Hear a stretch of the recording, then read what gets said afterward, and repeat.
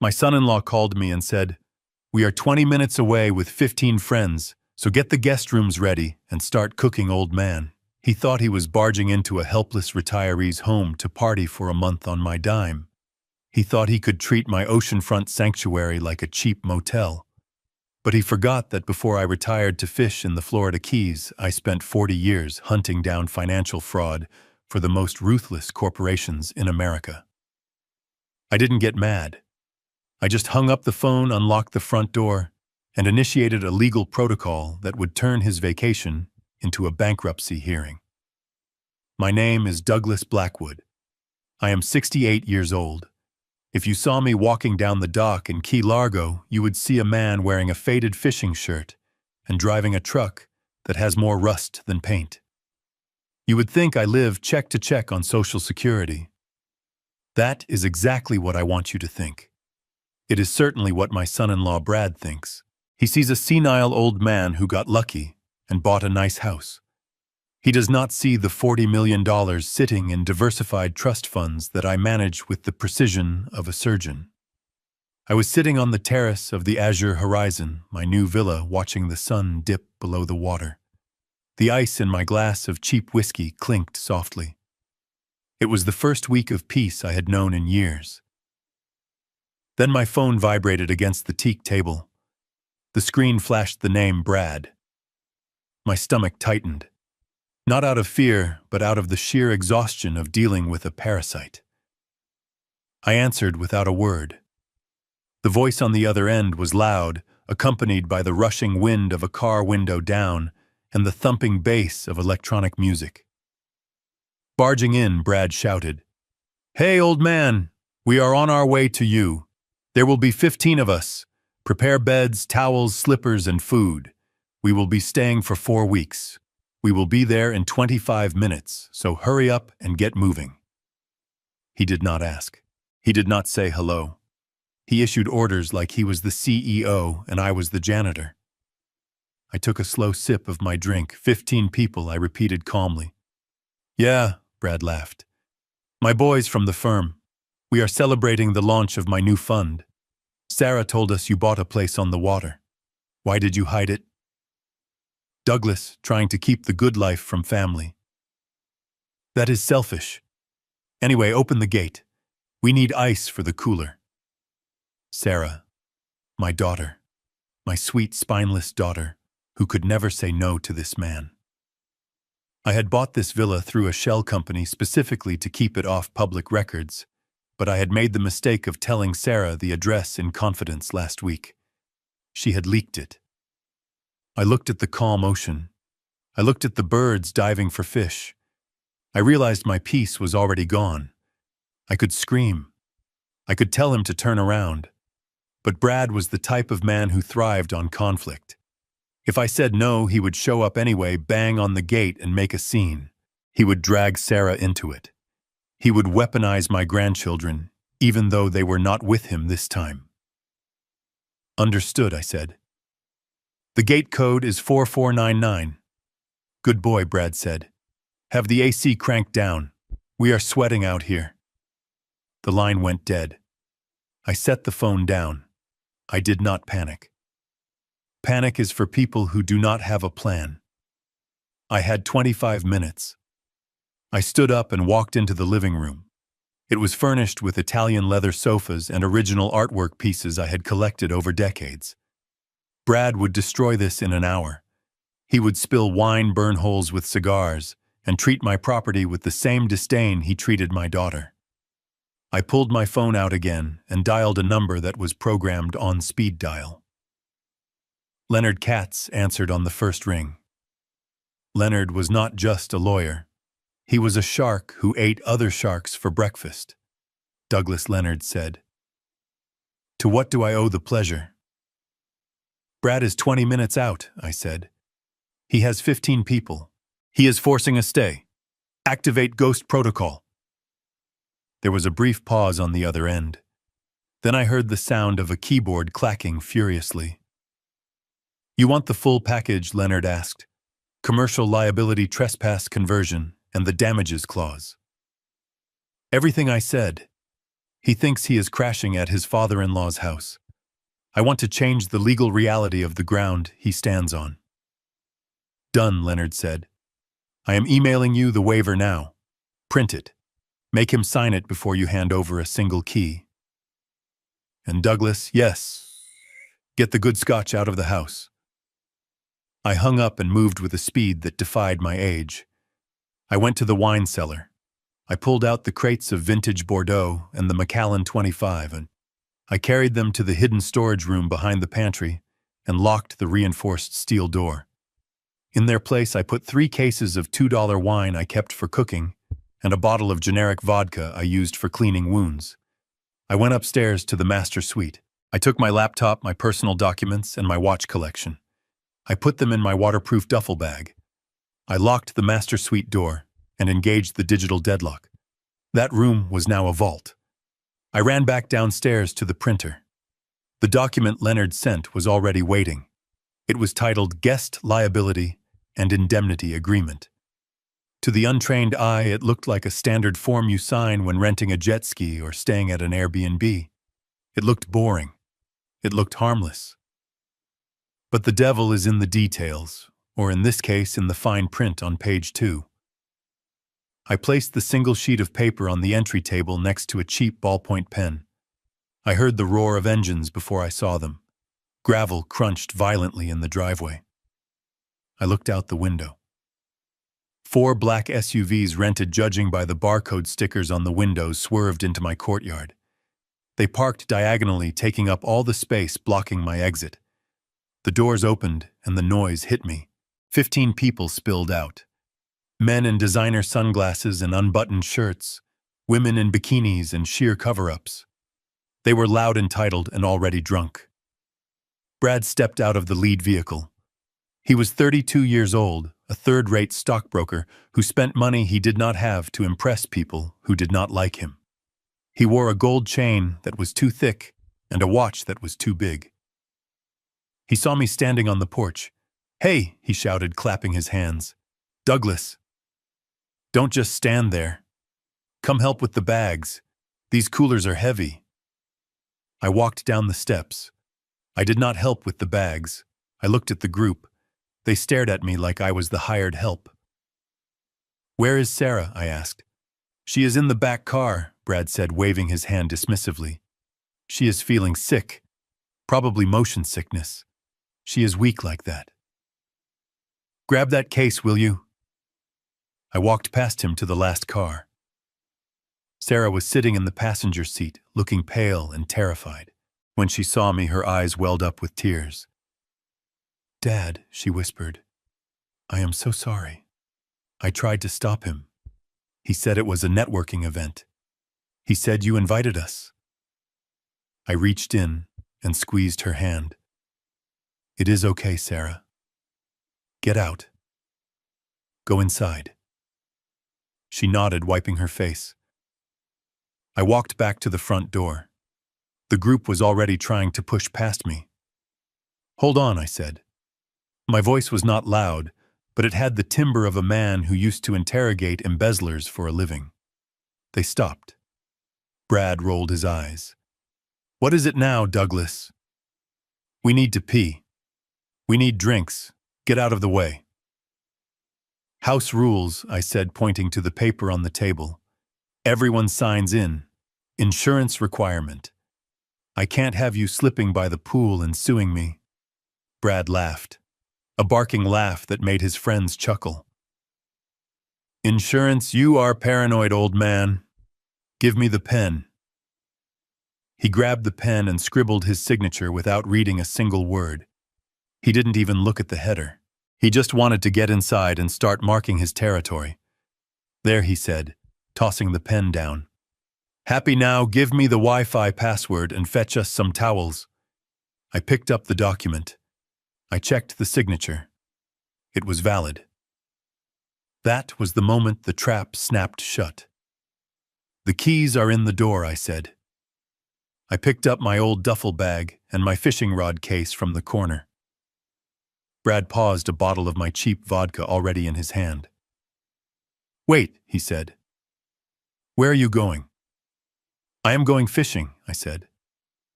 For how long? Brad asked, confused. Who is going to make dinner? Who is going to clean up? And I walked past him, stepping over a designer suitcase he had left in the middle of the hallway. I am the owner, Brad, I said without looking back. I am not the butler. But we are staying for a month, he shouted after me. You can't just leave. Watch me, I said. I walked out to my rusted truck. I had to maneuver it carefully over the grass to get around their blockade of SUVs. As I drove down the long driveway, I looked in the rearview mirror. I saw Brad standing in the doorway, confused, holding a bottle of cheap vodka surrounded by 15 people who expected to be waited on hand and foot. He looked like a king who had just conquered a castle, not realizing the castle was rigged to explode. I did not go fishing. I drove 5 miles down the coast to the Islander resort. I checked into a suite that Leonard had booked for me under the company name. I set up my laptop on the desk and connected to the secure server. The Azure Horizon was equipped with a state-of-the-art smart home system. I had cameras in the living room, the kitchen, the pool area, and the hallways. Not in the bedrooms or bathrooms, of course, I am not a creep, but everywhere else was my domain. I opened the video feed. The screen flickered to life. They were already destroying the place. One of Brad's friends, a tall man with a ponytail, was standing on my coffee table shaking a bottle of champagne. The cork flew off and hit the ceiling. Foam sprayed all over the Italian leather. Another girl was in the kitchen opening cabinets and sweeping the contents onto the floor because she couldn't find a corkscrew.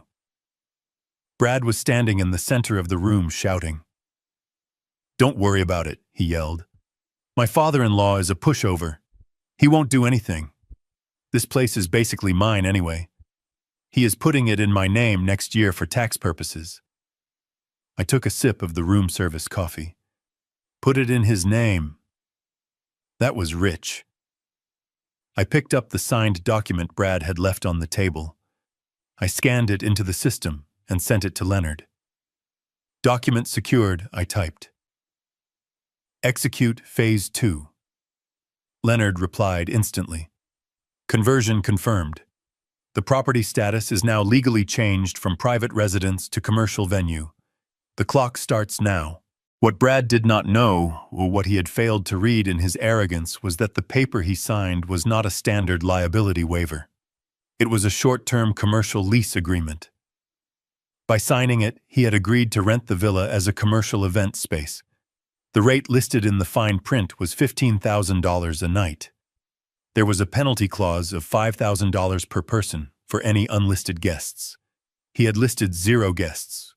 There was a cleaning fee of $10,000.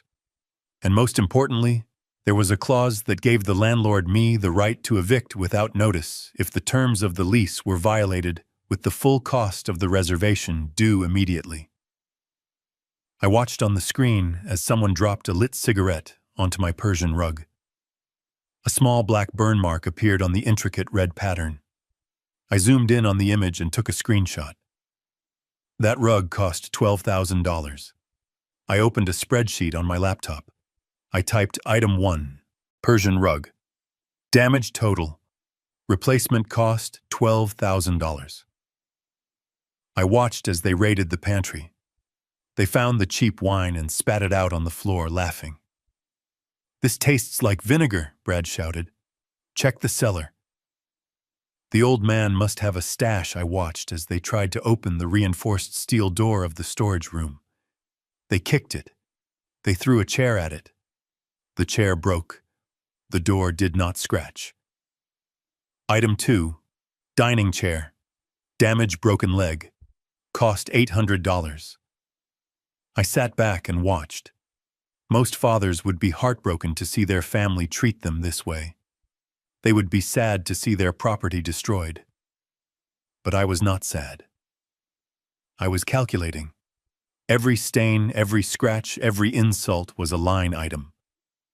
For years, I had bailed Brad out. I had paid off his credit cards when he cried to Sarah. I had co-signed his car loan. I had kept silent when he mocked my old truck and my simple clothes.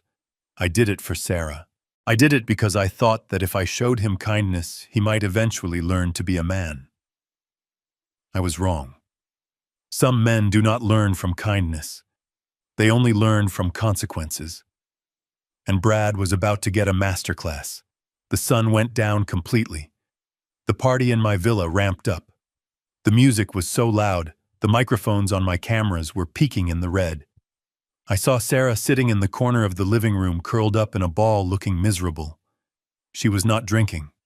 She was not partying. She looked like a hostage. My heart ached for her. She was the collateral damage in this war. I picked up my phone and sent her a text message. If you want to leave, walk to the end of the driveway. I will have a car waiting. I watched on the screen as she checked her phone. She looked around the room. She looked at Brad, who was currently trying to perform a keg stand on my kitchen island. She stood up. She started to walk toward the door. Brad saw her. He jumped down and grabbed her arm. "Where do you think you are going?" he demanded. His face was flushed and sweaty. "I feel sick," Sarah said. "I am going to get some air." "You are staying right here," Brad hissed. "You are the hostess. You need to serve the drinks. Don't embarrass me in front of the investors." He shoved her back toward the sofa. I froze. The calculator in my head stopped. The cold forensic accountant vanished. In his place was a father who had just watched a man put his hands on his daughter. I closed the laptop. I did not need to see anymore. The financial ruin was already in motion. But now it wasn't just about money. I picked up the phone and called Leonard again. "Change of plans," I said. "What is it?" Leonard asked. "We are not waiting for the month to end," I said. "We are accelerating the timeline." "I want the power cut," Douglas Leonard warned. "If you cut the power, they might damage the property further in the dark." "I don't care about the property," I said. "I want the power cut. I want the water off. And I want you to call the code enforcement officer."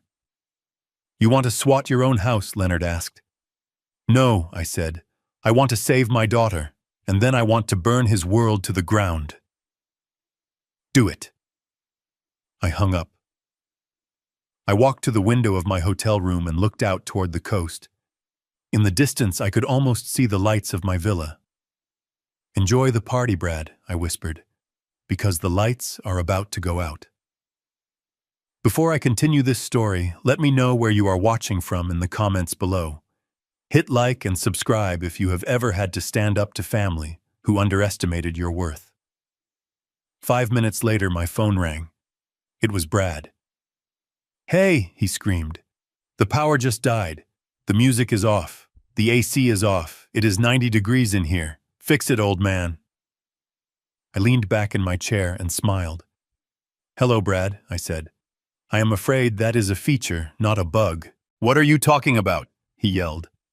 "I am talking about the commercial lease you signed," I said. "It has a strict energy consumption limit. You exceeded it."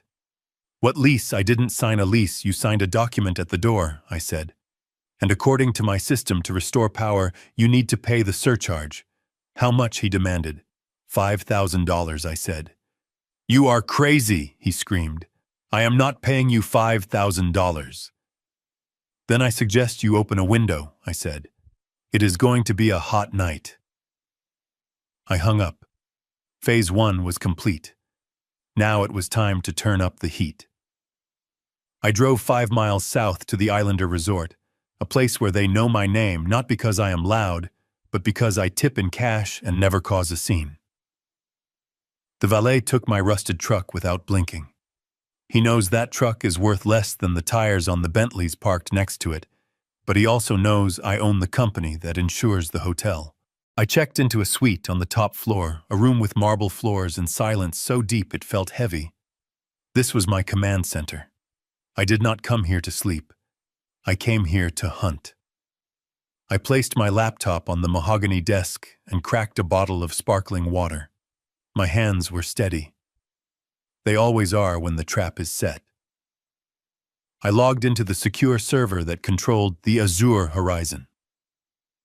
The screen flickered to life, splitting into a grid of 6 high-definition feeds. The living room, the kitchen, the pool deck, the hallway, the driveway. I had eyes everywhere except the bathrooms and bedrooms, because I am a ruthless man, not a pervert.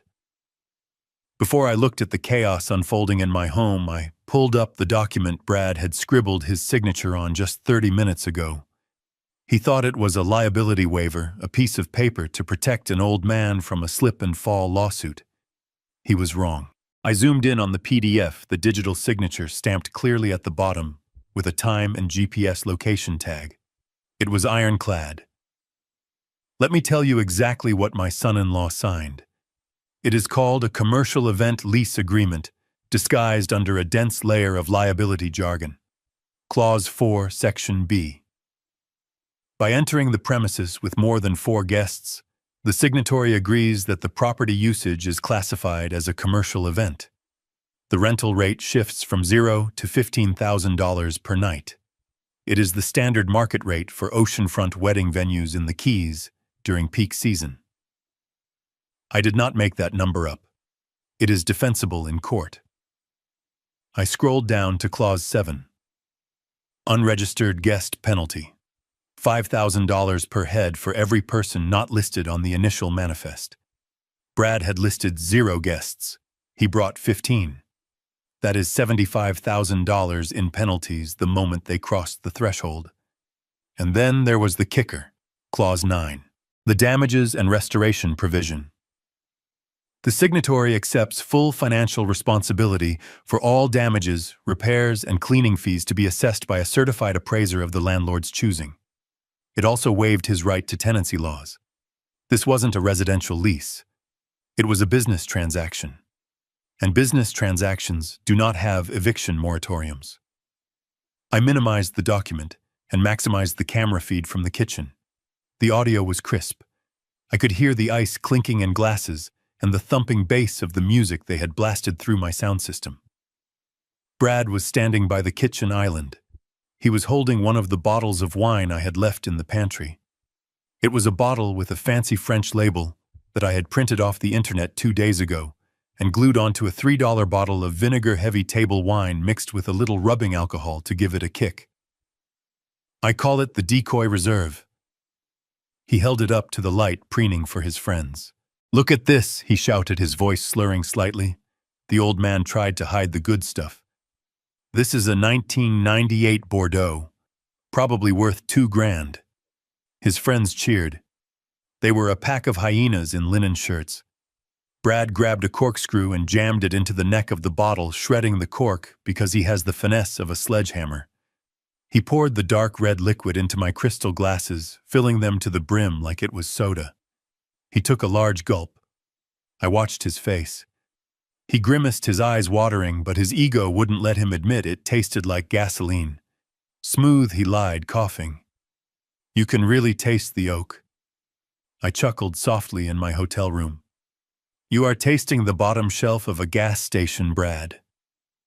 Then the mood in the kitchen shifted. One of his friends, a guy with slicked-back hair and a watch that cost more than my first house, leaned against the counter. "So Brad," the guy asked, "your father-in-law, he just left. That is kind of weird, isn't it?" "It is his house."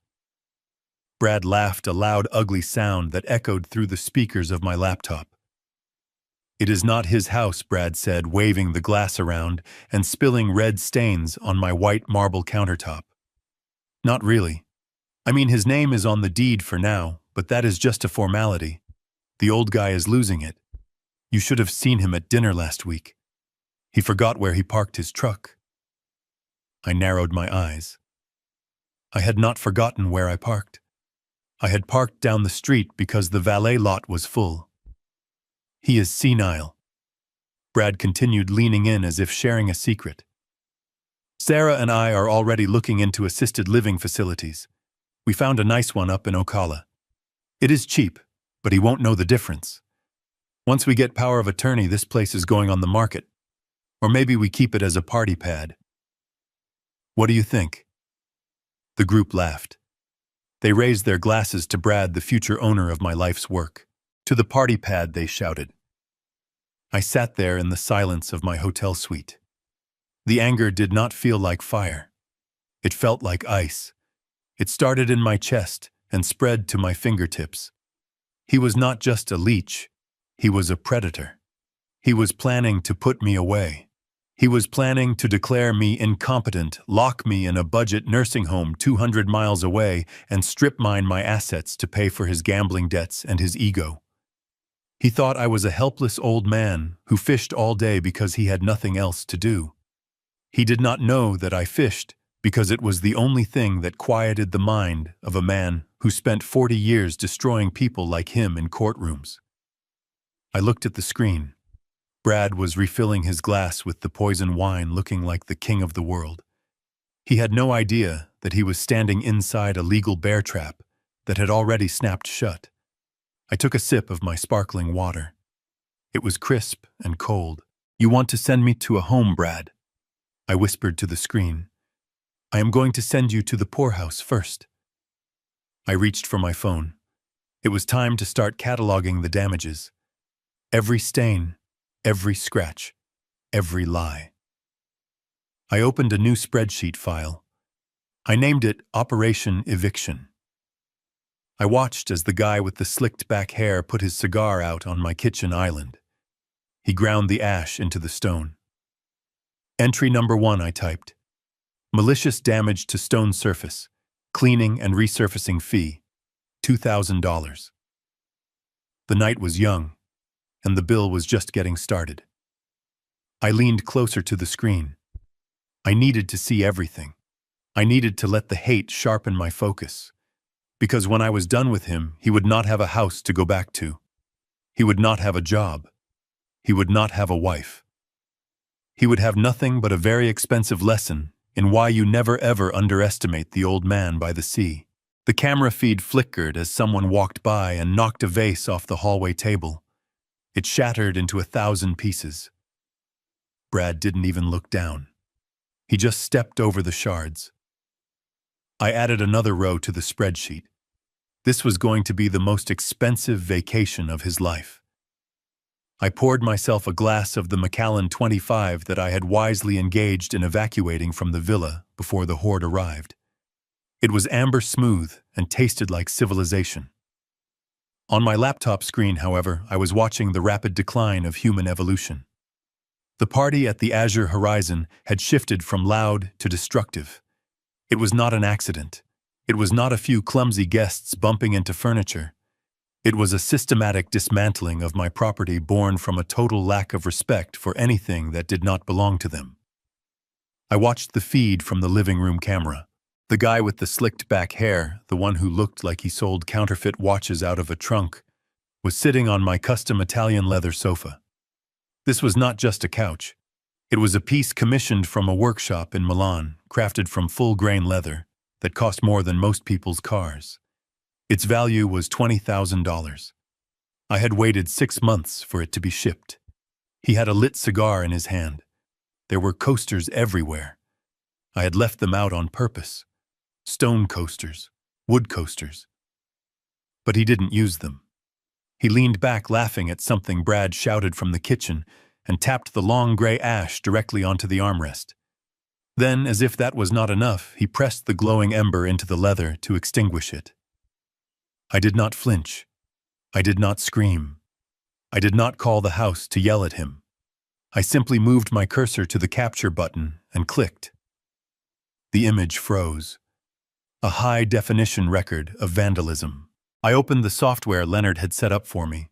It was a beautiful program usually used by insurance adjusters to total cars after a wreck. I created a new entry. Item 3. Custom Italian sofa. Damage type malicious burn and permanent discoloration. Restoration status impossible. Replacement cost $20,000. I added a 20% administrative fee for the time it would take me to order a new one. I took a sip of my scotch. The number on the bottom of the spreadsheet updated automatically. The total was climbing. Then my eyes shifted to the feed covering the dining area. A girl in a sheer white cover-up was dancing on the table. She was holding one of the glasses of my fake wine, swinging it around like a baton. She lost her balance. It happened in slow motion. She fell backward, and the glass flew from her hand.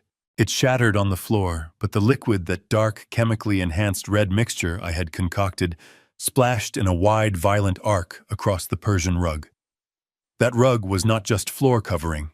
It was an antique from the 19th century, hand-knotted silk and wool, appraised at $15,000. I had bought it at an auction in London. It had survived wars. It had survived ocean crossings. It did not survive a drunk girl named Tiffany. The red stain soaked into the fibers instantly.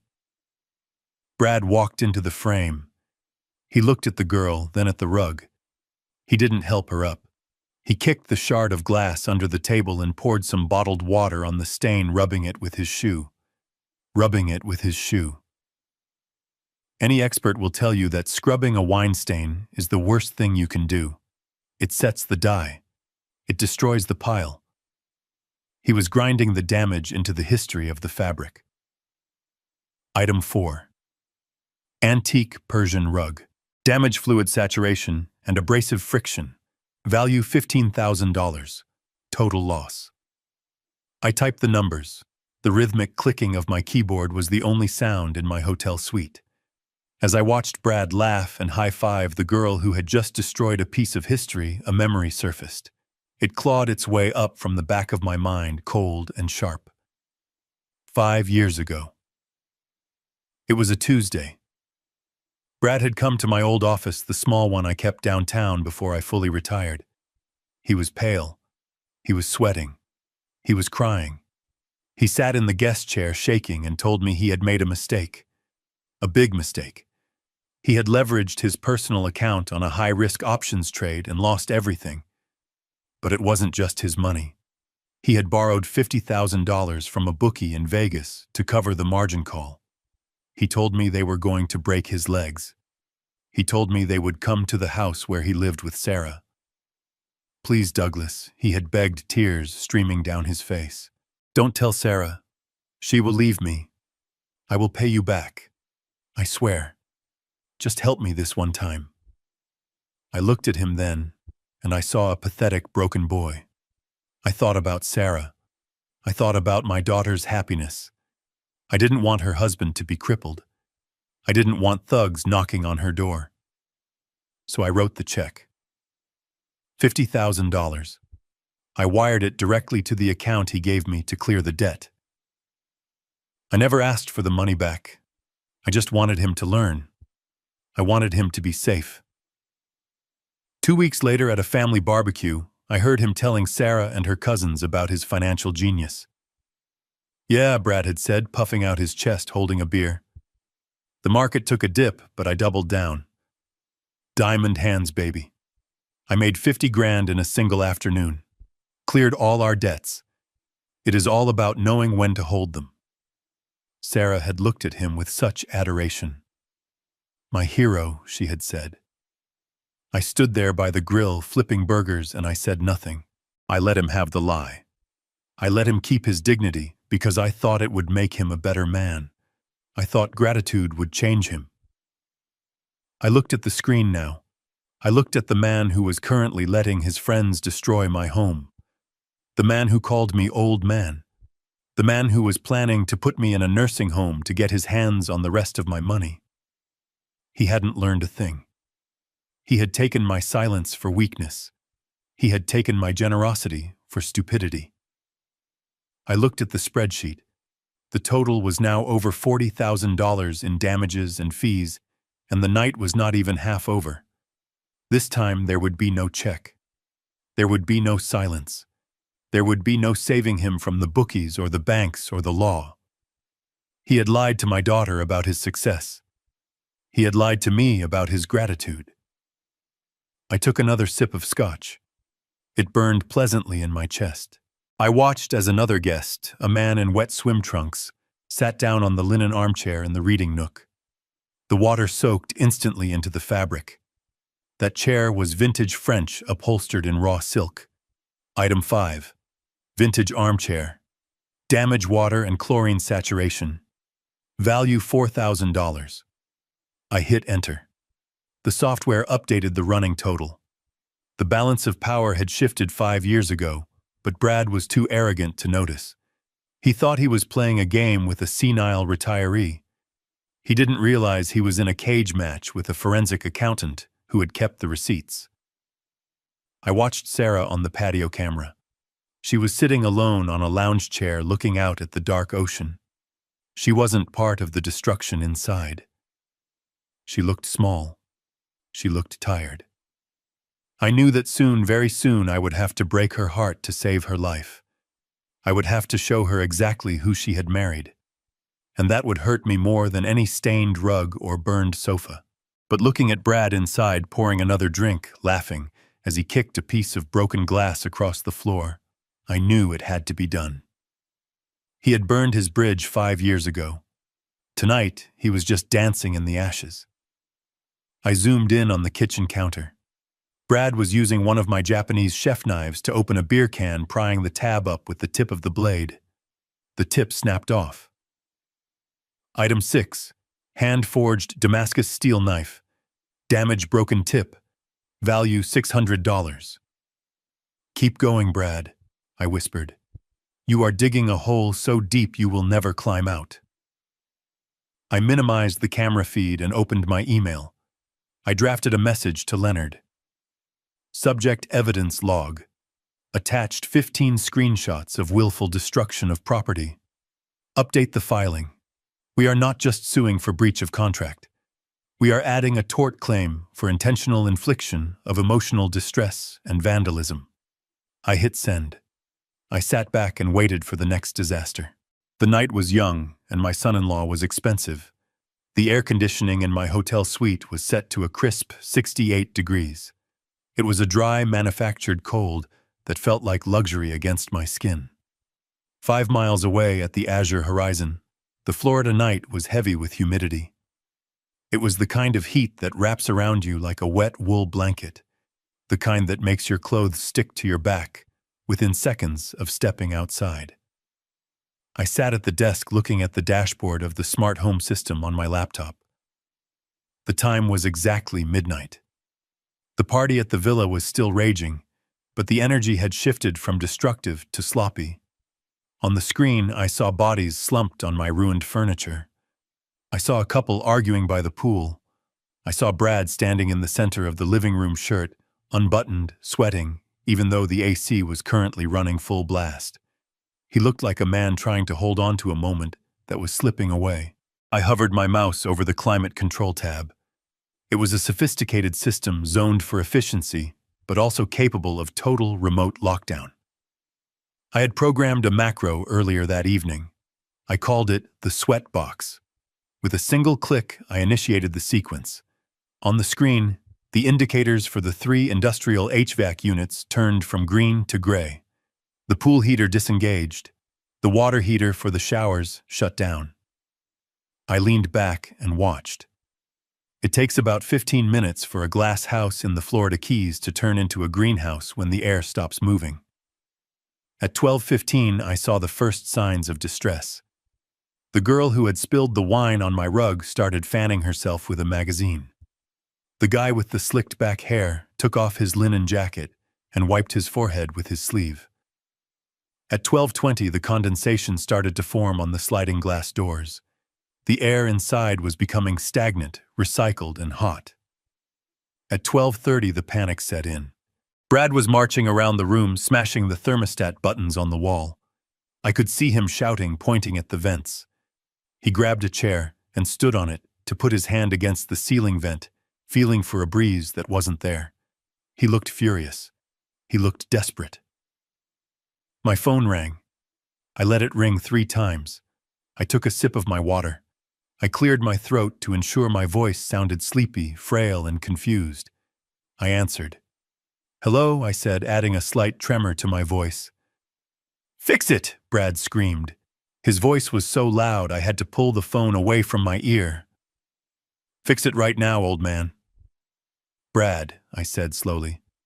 "It is after midnight." "What is the matter? The AC is dead," he yelled. "The water is cold. My guests are melting in here. It is 90 degrees in this house. You sold us a lemon. Get a repairman out here now. I looked at the system dashboard. The internal temperature was actually only 82, but with the humidity and the alcohol in their systems, it probably felt like 100. I am looking at the system app on my phone, I lied. It does not show a malfunction. It shows a status code. Eco limit reached. What the hell is an eco limit? Brad demanded. I paused, letting the silence stretch just long enough to be annoying. Well, Brad, as I tried to tell you, this property is zoned for commercial use under the new environmental ordinances. The system automatically caps energy usage after a certain threshold to prevent grid overload. You have 15 people in there running lights, music, and appliances.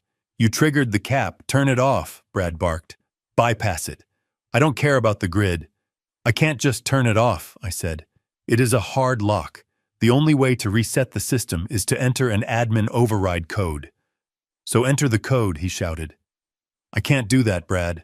The code is generated by the utility company. They charge a service fee for emergency overrides outside of business hours. It is an automated billing feature. Brad went silent for a second. I could hear his friends in the background complaining. One girl was crying that her makeup was melting off. Another guy was yelling that he couldn't take a cold shower. How much? Brad asked, his voice tight. I checked the fictional fee schedule I had created in my head. $500, I said. $500, he shrieked. To turn on an air conditioner, you are out of your mind.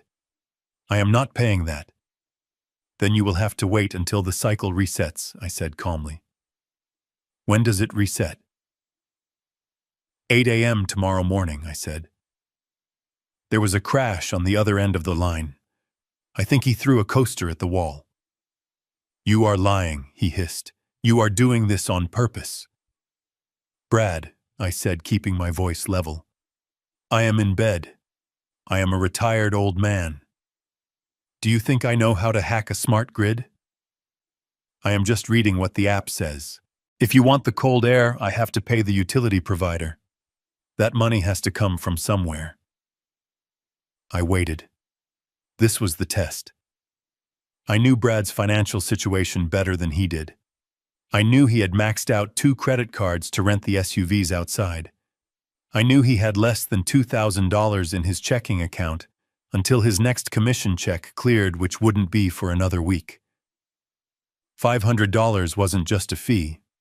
It was a significant percentage of his liquidity. But I also knew his weakness, his ego. He was standing in a room full of people he was trying to impress, people he had told he owned this place. If he couldn't fix the AC, he looked weak. He looked like a fraud. He looked like a guest who didn't know how to work his own house. Fine, he spat. Fine. I am sending it. But you better fix this in 5 seconds, or I am tearing the thermostat off the wall. I heard the distinct ping of a Venmo notification on my iPad. $500. Received. It wasn't about the money. I have $40 million. I spent $500 on boat fuel without blinking. It was about the submission. It was about making him pay for the privilege of breathing comfortable air in the house he tried to steal. I received the transfer, I said. Hold on. I waited 10 seconds. I typed a few keys on my laptop, not because I needed to, but because I enjoyed the theater of it. I clicked the reactivate button. On the screen, the HVAC indicators turned green. There, I said. The override is active. It should cool down in a few minutes. About time, Brad grumbled. And listen, Douglas, don't think I am forgetting this. When Sarah and I take over the title, we are ripping this eco crap out of the walls. I smiled in the darkness of my hotel room. You won't be taking over the title, Brad, I thought. You won't even be taking over the electric bill. Good night, Brad, I said. Try to conserve energy. The next override tier is double the price. I hung up before he could respond. I watched on the screen as the cool air began to flow again. The guests stopped sweating. The tension in the room dropped slightly, but the mood was ruined. The party vibe was dead. They were tired, sticky, and annoyed. Brad was pacing the kitchen, checking his banking app on his phone. I could see the stress in his shoulders. He was doing the math. He was realizing that his cash reserves were bleeding out. I opened my spreadsheet again. Item 7. Emergency utility service fee. $500. Paid. But I didn't stop there. I added a new column to my spreadsheet. Emotional damages. I thought about the time 3 years ago when Sarah had called me crying because her car had been repossessed. Brad had told her he paid the bill. He hadn't. He had used the money to buy a table at a club for his clients. I had gone down to the impound lot, paid the fees, and got her car back. When I confronted Brad, he told me to mind my own business and that he was handling it. He handled nothing. He consumed. He destroyed. And he lied. I looked at him on the screen, now pouring another glass of my fake wine, trying to rally his troops. He was shouting something about how he fixed the system, taking credit for solving a problem I had created. He had no idea that the AC fee was just the appetizer. I minimized the camera window and opened the weather forecast for Key Largo. Tomorrow was going to be hot. And tomorrow, a very special guest was going to arrive at the villa. I picked up my phone and sent a text message to Leonard. Phase 2 complete. The subject is financially engaging. Prepare the actor for the morning role. Leonard replied instantly with a thumbs-up emoji. I closed my laptop.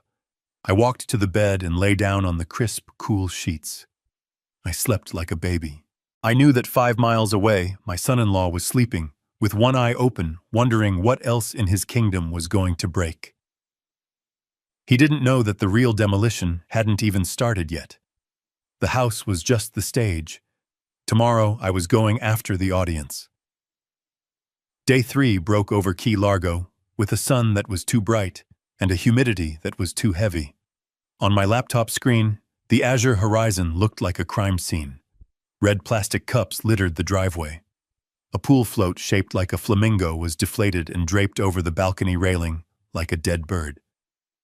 The grass, which I paid a landscaping crew $2,000 a month to maintain, was crisscrossed with tire tracks from where one of Brad's friends had decided to do donuts in a rented SUV at 3 in the morning. I sat in my hotel suite drinking black coffee and watching the feed. I had not slept much, not because I was worried, but because I was busy. I had spent the night compiling a dossier. I had screenshots of drug use. I had audio of Brad discussing insider trading tips with his friends, tips that sounded highly illegal. And now I was about to add assault to the list. I picked up my phone and sent a single text to Leonard. Green light. Leonard Katz is a man who charges $600 an hour to sit in an air-conditioned office and destroy corporations. But today he was doing pro bono work for the sake of friendship, and frankly, for the entertainment value. He pulled up to the villa in a nondescript white sedan. He wasn't wearing his usual 3-piece Italian suit. He was wearing a beige, short-sleeved button-down shirt, dark slacks, and a lanyard with a laminated ID card that looked very official. He carried a clipboard. He looked like every bureaucrat who has ever ruined a fun afternoon. He looked perfect. I watched on the driveway camera as he walked up to the front door. He didn't rush. He walked with the plodding, annoying pace of a man who gets paid by the hour to find problems. He rang the doorbell. He rang it again. He knocked a sharp, authoritative rap that echoed through the audio feed. It took 3 minutes for the door to open. Brad stood there. He was wearing boxer shorts and an unbuttoned shirt. His hair was a mess. His eyes were bloodshot. He looked like a man who was halfway through a bender and starting to realize the hangover was going to be terminal. What Brad barked. He didn't even look at Leonard. He looked past him, squinting at the sun. "Good morning, sir," Leonard said. His voice was flat, nasal, ideally irritating. "I am Leonard Katz, Senior Compliance Officer for Monroe County Zoning and Code Enforcement. We have received multiple citations regarding this property. Brad blinked. He leaned against the doorframe, trying to look imposing, while half naked. Citations. What are you talking about? We are on vacation. Beat it. Sir Leonard continued, looking down at his clipboard and making a show of checking a box. I have reports of noise ordinance violations exceeding 80 decibels after 10 p.m. I have visual confirmation of commercial occupancy limits being exceeded in a residential zone. And I have a report of unauthorized commercial activity, specifically an unlicensed event venue operation. Brad laughed. It was a dry cracking sound. Commercial activity. Are you stupid? This is a private house. It belongs to my father-in-law. We are just hanging out. According to the county registry and the lease agreement filed 48 hours ago, Leonard said, tapping the paper. This property is currently designated as a short-term commercial rental. That subjects it to a different set of safety codes. I need to inspect the fire extinguishers and the emergency exits. He took a step forward. Brad stepped out, blocking him. He puffed out his chest. The alcohol from the night before was clearly still doing the thinking for him. You are not inspecting anything, Brad said. You are going to get in your little white car, and you are going to leave before I call the cops. I am a code enforcement officer, sir, Leonard said calmly. Denying me access to a commercial property during business hours is a violation of State Statute 479. It carries a fine of $2,000 per incident. Brad's face turned red. He stepped closer to Leonard. He was invading Leonard's personal space using his height to intimidate. Leonard didn't flinch. He stood, his ground pen poised over the clipboard. I don't care about your statutes, Brad shouted. Do you know who owns this house, Douglas Blackwood? Do you know who that is? I do not, Leonard said. He is a very wealthy man, Brad spat. He has money you can't even dream of. And I am his son-in-law. Basically his son. Basically the owner. If you write me a ticket, I will have your badge. I will buy your whole department and turn it into a parking lot. I watched from my hotel room, shaking my head. Brad was doing exactly what I knew he would do. He was writing checks with my ego that his bank account couldn't cash. Sir, threats against a municipal officer are also a violation, Leonard said. He started writing on the citation pad. That was the spark. Brad snapped. He reached out and shoved Leonard. It wasn't a gentle push. It was a hard two-handed shove to the chest. Leonard stumbled back, dropping his clipboard. The pen clattered onto the pavers. Get off my property, Brad screamed. I sat up in my chair. I hit the record button on the stream software to ensure I had a backup clip. Leonard regained his balance. He adjusted his glasses. He didn't look angry. He looked like a man who just won the lottery. He reached up and tapped the small black rectangle clipped to his shirt pocket. Sir Leonard said, his voice dropping an octave, losing the nasal whine and becoming the voice of a prosecutor. That is assault on a code enforcement officer. This interaction is being recorded on a body camera. You have just committed a third-degree felony under Florida law. Brad froze. He looked at the camera. He looked at Leonard. For a second, the fog of alcohol cleared, and I saw genuine fear in his eyes. But then the arrogance came back. It always did. You are faking it, Brad sneered. That is not a camera. You are just a paper pusher. Get out of here before I really hurt you. Leonard bent down and picked up his clipboard. He tore off the pink carbon copy of the citation he had been writing. He placed it gently on the planter next to the door. You have been served, Mr. Bradley Thompson, Leonard said. The police will be in contact regarding the assault charge. Have a pleasant day. Leonard turned and walked back to his car. He didn't look back. He got in, started the engine, and drove away slowly. Brad stood there staring at the white sedan. He looked down at the pink slip of paper. He crumbled it up and threw it into the bushes. I will buy this whole town, he screamed at the empty driveway. You hear me? My father-in-law is loaded. I am untouchable. I leaned back in my leather chair. Untouchable. That was a funny word. I opened my evidence folder. I dragged the video file of the shove into it. I named it Assault on Public Official. Then I opened the spreadsheet. Item 8. Legal citation for noise violation. $500. Item 9. Legal citation for occupancy violation. $1,000. Item 10. Assault on a code officer. Legal defense fees and settlement costs. Estimated $25,000. I picked up my phone and called Leonard. Are you okay? I asked. I am fine, Leonard said. He pushes like a toddler. But we got him, Douglas. The camera caught everything. The threat, the shove, the admission of occupancy. It is gold. File the police report, I said. Already doing it, Leonard said. But Douglas, yes. He really thinks you are going to save him, doesn't he?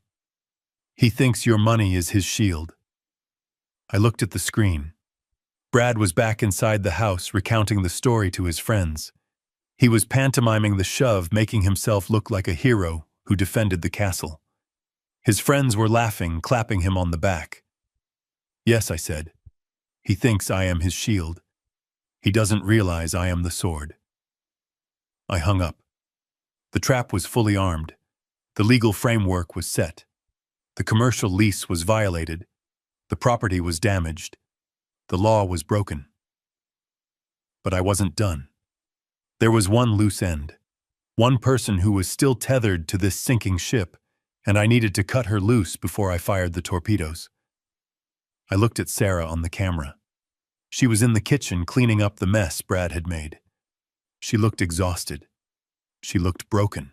It was time for the hardest part of the plan. I had to hurt my daughter to save her. I had to make her see him not as her husband, but as the liability he was. I opened my text messages. I typed a message to Sarah. We need to talk. Meet me at the marina in 1 hour. Come alone. Or don't come at all. I watched her read it.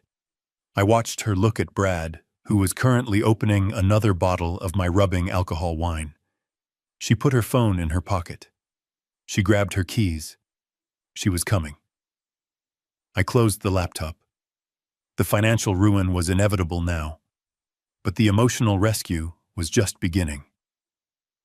I sat in my truck at the marina parking lot, the engine idling and the air conditioning fighting a losing battle against the Florida heat. My phone rang. It was Sarah. I stared at the screen for 2 seconds before answering. I did not answer as a father ready to soothe a scraped knee. I answered as a man holding the only life raft in a hurricane. Dad, she sobbed. The sound was wet and panicked. I can't do this anymore. You have to stop him. He is out of control. I checked my watch. 2 in the afternoon. Stop him from what, Sarah? I asked. My voice was flat. I needed actionable intelligence, not tears. He is lying to everyone, she whispered.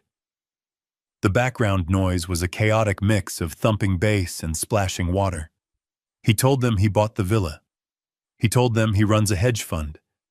Dad, there is no fund. It is a Ponzi scheme. He brought them here to solicit money. He said if he didn't land these investors, we would lose the condo. He forced me to lie to you. He said if I didn't get the keys, he would leave me. The confession hung in the humid air. It wasn't just a party. It wasn't just disrespect. It was securities fraud. Brad was using my property to launder his lies. He was soliciting capital based on assets he did not own. That made me an accessory. It made Sarah a co-conspirator. I felt a surge of rage, but I pushed it down into the cold storage where I kept my business decisions. Sarah, listen to me, I said. Dad, please, she cried. Just come back, kick them out. Save us. No, I said. The silence on the line was terrified. I am not coming back to save you, Sarah, I said. I am not coming back to pay off another debt. I am done saving you from your husband. Dad, she whimpered. You have two choices, I said. My voice was steel. Option 1. You stay in that house. You continue to host a criminal enterprise. When the police arrive, and they will arrive, you will be named in the indictment. You will lose your nursing license. You will go to prison, and I will not pay for your lawyer. I heard her gasp. She had never heard me speak like this. She thought I was the soft old man who fished on the pier. She forgot I paid for her college with money earned from destroying embezzlers. Option 2, I continued. You pack a bag. You walk out the front door right now. You do not tell him you are leaving. You walk to the intersection of Highway 1 and the access road. I am 5 minutes away. If you are there, you are my daughter. If you are not, you are his accomplice. But he will be so angry, she stammered. He will what I interrupted. Scream, let him. He is a paper tiger, Sarah. He is a fraud, and right now he is drowning. Do you want to be the anchor tied to his leg? I don't know, she cried. I promised him. Look at him, Sarah, I said. Where is he right now? I heard a sliding door open. He is by the pool, she said, her voice trembling. Look at him, I commanded. Is he worried about you?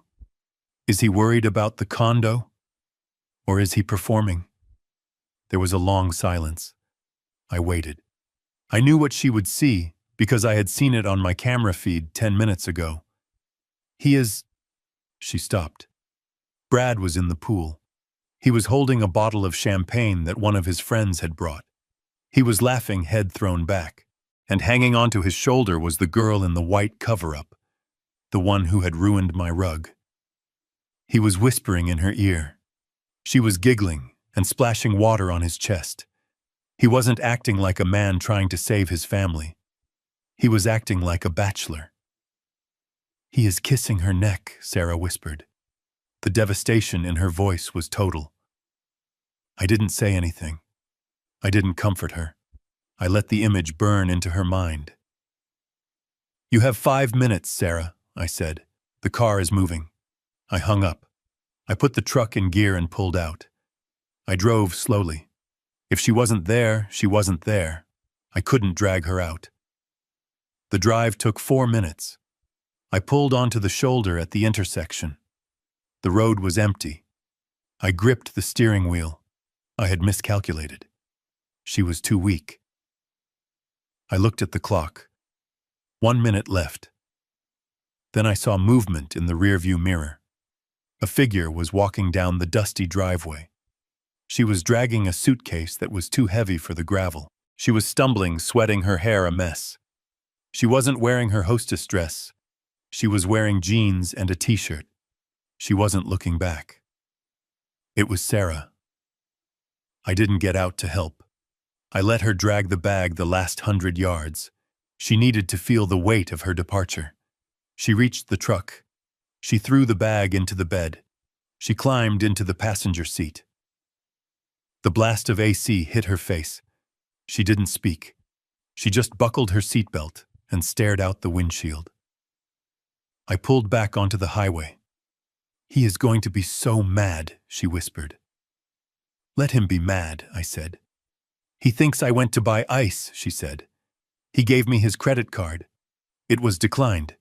He yelled at me in front of everyone. I handed her a handkerchief. Wipe your face, I said. You are not a servant. She wiped her eyes. She took a deep breath. What happens now? She asked. Now, I said. We take the gloves off. I reached for my phone. I opened the security app. What are you doing? She asked. I am removing the VIP access, I said. I tapped the screen. I deleted Sarah's user profile. Up until this moment, Brad had a safety net. He had Sarah. As long as she was in the house, he had a claim to being family. He had a shield against the full force of the law because no father would evict his daughter with a SWAT team. By leaving, she had stripped him of his armor. He was no longer a son-in-law. He was a trespasser. He was a squatter. He was a man who had signed a commercial contract he couldn't pay in a house he didn't own with a wife who just left him. "He is alone now," I said. She nodded slowly. She didn't look sad. She looked relieved. "Good," she said. I smiled. It was a cold smile. I drove her to the hotel. I told her to turn off her phone. I went back to my suite and opened my laptop. Brad was on the screen. He was still in the pool. He was looking at his phone, annoyed. He tried to call her. Straight to voicemail. He looked around the empty driveway. For the first time, I saw doubt in his eyes. He didn't know yet. He didn't know his wife was gone. He didn't know his credit cards were dead. He didn't know that the only thing standing between him and total annihilation had just driven away. I opened my email. I drafted a message to Leonard. Subject: status update. Body: the asset is secure. The hostage has been extracted. The shield is down. Prepare the invoice. I hit send. Day 5. The morning sun over the Islander resort was gentle, unlike the harsh exposing light hitting my villa 5 miles away. I sat on the balcony of my suite, the ocean breeze ruffling the pages of the Wall Street Journal. I wasn't really reading. Across the small table from me sat Sarah. She was wearing a plush hotel robe, her hair wrapped in a towel, eating a bowl of pistachio gelato for breakfast. It was the first time in 10 years I had seen her eat something, just because she wanted to, without counting calories, or worrying about what Brad would say about her figure. She looked tired, but she also looked safe. I took a sip of my coffee and opened my laptop. It was time. For 4 days, I had let Brad live in his delusion. I had let him believe he was the king of the castle even as the walls were closing in. I had let him ignore the citations. I had let him bypass the electric locks. I had let him dig his hole until he hit bedrock. Now I was going to pour the concrete. I opened my accounting software.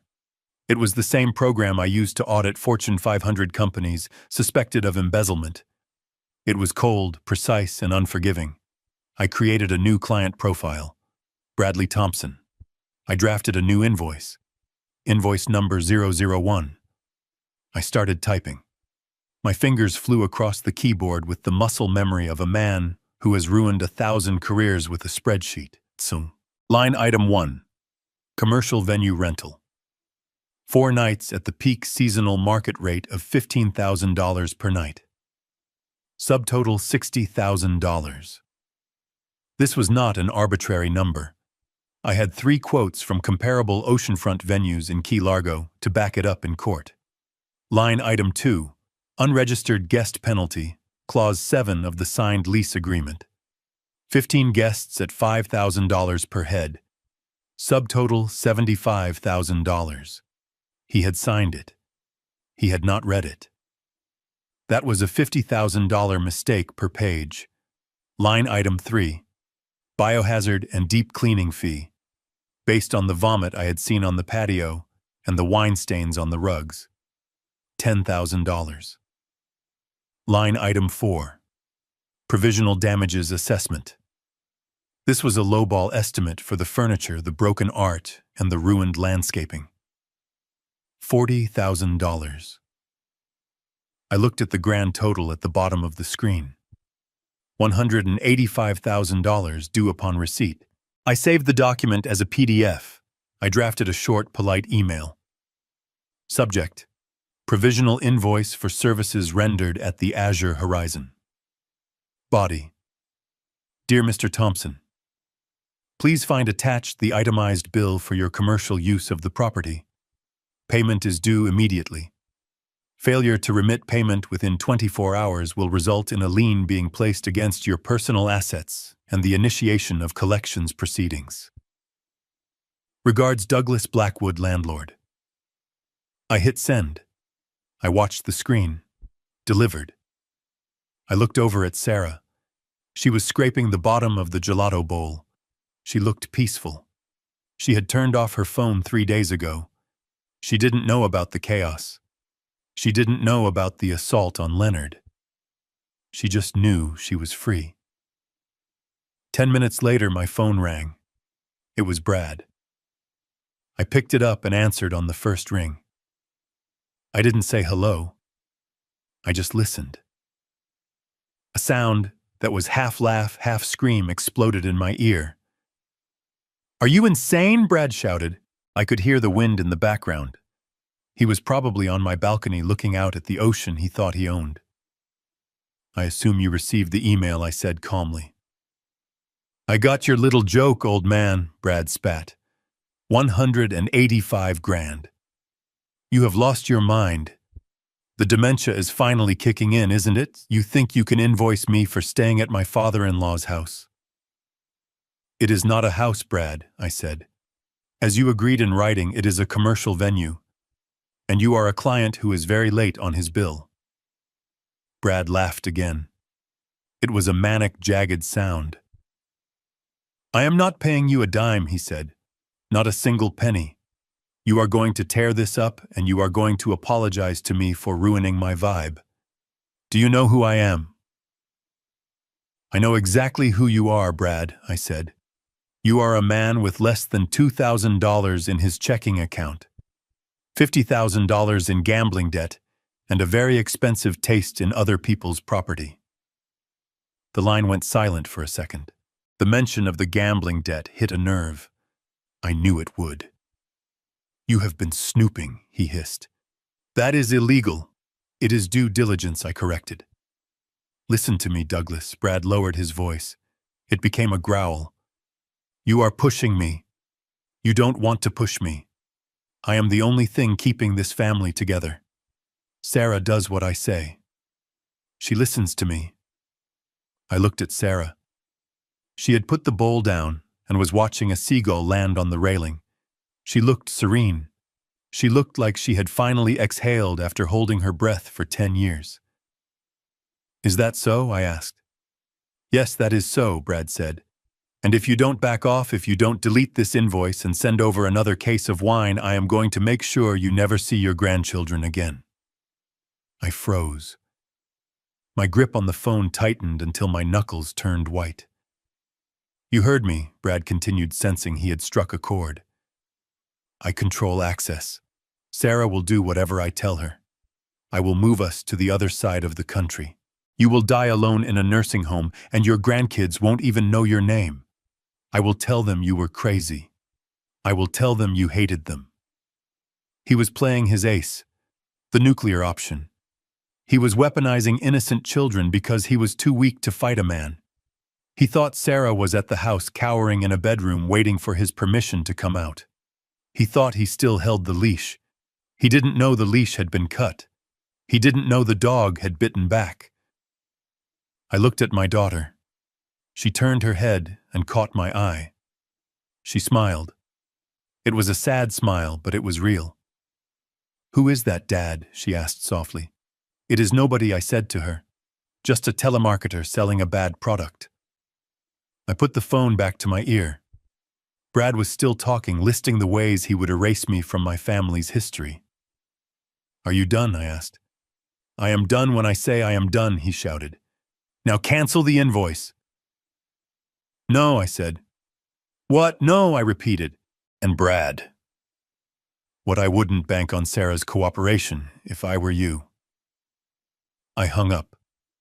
I stared at the phone. He had threatened my relationship with my grandchildren. He had threatened my legacy. He had crossed the final line. There was no going back now. There was no mercy left in me. I opened my laptop again. I forwarded the invoice to Leonard. "Proceed to the next step," I typed. "File the lien and call the sheriff." I looked at Sarah. "Do you want another gelato?" I asked. She laughed. "I think I am full, Dad." "Good," I said, "because we have a show to catch." I stood up. The invoice was just the warning shot. The paper trail was established. The debt was formalized.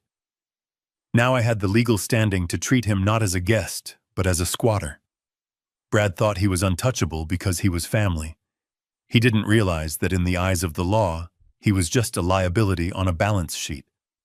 And I was the auditor. I walked to the closet and pulled out a fresh shirt. It was time to go to work.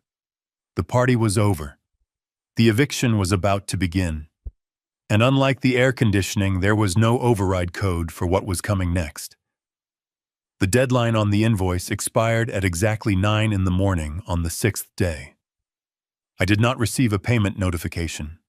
I did not receive a wire transfer. I did not even receive a begging text message. Brad had chosen his path. He had chosen to call my bluff. He sat in my villa 5 miles away, likely nursing a hangover, and congratulating himself on staring down the old man.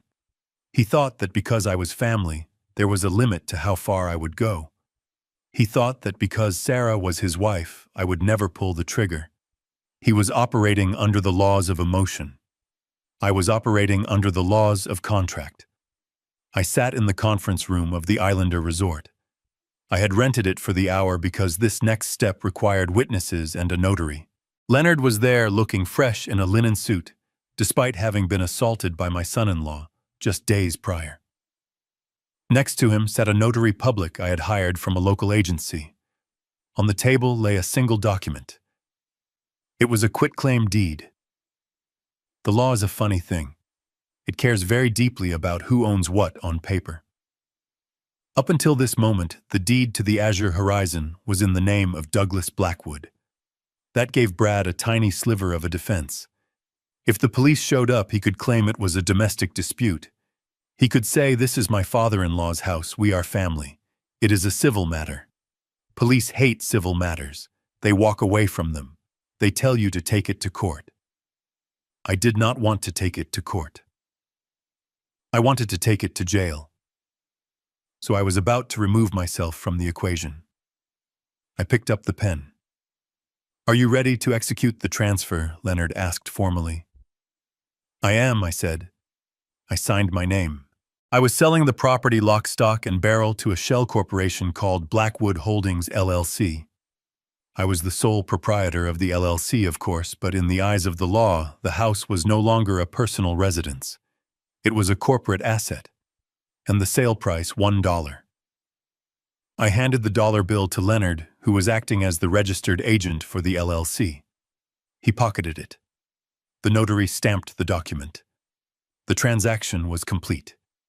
The deed was electronically filed with the county clerk moments later. Now the game had changed. Brad was no longer an unwelcome guest in his father-in-law's home. He was an unauthorized squatter occupying a commercial asset owned by a faceless investment firm. He wasn't having a family dispute. He was committing corporate espionage, trespassing, and felony destruction of property. Leonard looked at me. "The house is now a non-residential asset," he said. "The individuals inside have no lease, no permission to enter, and are actively destroying the valuation of the holding." "Make the call," I said. Leonard put his phone on the table on speaker. He dialed the non-emergency number for the sheriff's department, but he didn't use a calm voice. He used the voice of a corporate attorney reporting a major crime in progress. "Dispatch, this is Leonard Katz, legal counsel for Blackwood Holdings. I am reporting an active break-in and occupation of a corporate property at 105 Ocean Drive. We have verified via remote security feed that there are approximately 15 individuals on site. They have bypassed electronic locks. They are destroying the interior. We estimate damages are currently exceeding $200,000. We are requesting immediate law enforcement intervention to secure the asset and remove the trespassers." The dispatcher's voice changed instantly. "When you say domestic disturbance, they send a patrol car in an hour. When you say corporate break-in with 6 figures in damages, they send the cavalry." "Are there weapons on the premises?" the dispatcher asked. "We have seen the individuals brandishing what appears to be a flare gun," Leonard said, referencing the item Brad had bragged about earlier. "And based on their erratic behavior, we suspect heavy narcotics use. We are concerned they may set fire to the structure. We have units rolling, the dispatcher said. Stay off the line. Leonard hung up. He looked at me. That is going to trigger a heavy response, Douglas, he said. They aren't going to knock politely. Good, I said. I don't want polite. I want effective. I opened my laptop to check the feeds. Brad was in the living room. He was holding court with his remaining friends. The group had thinned out slightly, but the core group of parasites remained. They looked terrible. The house was hot, smelly, and trashed, but Brad was still posturing. I listened to the audio. The old man is bluffing, Brad was saying, gesturing with a half-empty bottle of vodka. He sent me some fake invoice. Can you believe that he thinks I am going to pay him to stay in my own wife's house? He is probably crying in some motel right now, waiting for me to apologize. One of his friends laughed nervously. But Brad, what if he calls the cops? Let him call the cops, Brad shouted. I will tell them he invited us. I have texts from Sarah. It is, he said, she said. They can't kick us out. We have rights, squatters' rights or whatever. I looked it up. I shook my head. He had looked up squatters' rights on Google and thought he was a legal scholar. He didn't understand that those rights apply to people who have lived somewhere for years, not for a week-long bender in a house that just changed ownership 5 minutes ago. I watched him take a swig of vodka. He spilled some on his shirt. He didn't care. He looked like a captain going down with a ship made of garbage. I switched the camera view to the driveway. It started silently. The first sheriff's cruiser turned onto the long driveway, no sirens, just lights flashing in the bright Florida sun. Then a second one. Then a third. Then a black SUV marked K9 unit. They weren't coming to talk. They were pulling up in a tactical formation. They blocked the exit. Officers spilled out hands resting on their holsters. They looked serious. They looked like men who were tired of dealing with entitled tourists, destroying their town. I saw Brad's friend, the one with the slicked-back hair, walk past the front window. He saw the lights. He dropped his drink. Cops, he screamed. Cops. The room on the screen exploded into chaos. People started running. Some ran toward the back door, heading for the beach. Others ran upstairs to hide in the bedrooms. Brad stood frozen in the middle of the room. He looked at the window. He looked at the door. He didn't run. He couldn't run. His ego weighed too much. He marched to the front door and threw it open. I zoomed in on the driveway camera. Brad stepped out onto the porch, barefoot, wearing dirty shorts and a stained t-shirt. He held his hands up not in surrender, but in exasperation. "What is the meaning of this?" he screamed at the deputies. "Do you know who I am? This is private property." A deputy with stripes on his sleeve stepped forward. He didn't smile. He didn't ask nicely. "Get on the ground," the deputy shouted. "Get on the ground now." Brad blinked. He looked confused. He looked like someone who had never been told what to do by a man with a gun. "No," Brad yelled back. "I live here. My father-in-law owns this. Call Douglas Blackwood. He will tell you." The deputy didn't call anyone. He signaled to his partner. "Sir, this property is owned by Blackwood Holdings," the deputy barked. "We have a signed complaint from the owner regarding criminal trespass and felony vandalism. You are not a tenant. You are an intruder. Now get on the ground, or we will put you on the ground." Brad stalled. His brain couldn't process the shift. He couldn't process that Douglas Blackwood, the person, and Blackwood Holdings, the corporation, were two different legal entities, and that one of them had just declared war. "This is a mistake," Brad shrieked. "Sarah? Where is Sarah?" Two deputies moved in. They didn't tackle him, but they grabbed his arms and spun him around. They slammed him against the hood of the nearest patrol car. The sound of metal hitting flesh echoed through my laptop speakers. "Ow, you are hurting me! I am suing you! I am suing everybody!" Brad screamed. The click of handcuffs was the sweetest sound I had heard in years. I watched as they marched him into the back of the cruiser. He was kicking and screaming like a toddler. He looked ridiculous. He looked small. Inside the house, the deputies were rounding up the rest of the guests. They were dragging them out of closets and from under beds.